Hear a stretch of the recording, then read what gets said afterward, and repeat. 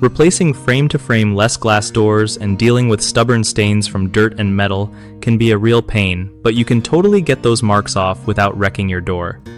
So, when you take off the bottom bar and spot that nasty stain, first try making a baking soda and water paste. Just mix until it's thick enough to spread. Slap that on the stain and let it chill for about 30 minutes so it can break down the grime.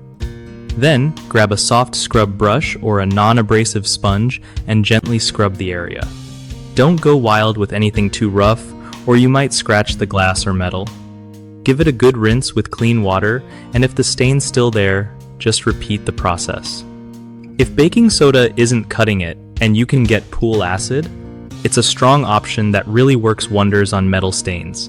But seriously, wear gloves, goggles, and protective clothes, because that stuff is super harsh.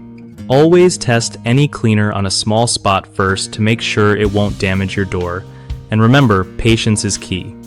Sometimes it takes a couple rounds to get everything spotless. One of the biggest mistakes people make when cleaning stains on frameless glass doors is using sandpaper or abrasive tools. They'll scratch the glass or mess up the metal finish, which is hard to fix. Instead, stick to gentle scrubbing with baking soda paste or mild cleaners. Another common issue is rushing the cleaning process and not letting the paste sit long enough. Giving it time helps break down tough stains better. Lastly, ignoring safety when using strong chemicals like pool acid can lead to nasty burns or eye damage.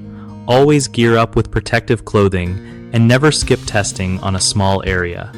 BigHomeProjects.com is awesome for hooking up homeowners with trusted local contractors who know their stuff. If you're a contractor, it's also a great way to find steady gigs and grow your business without all the hassle.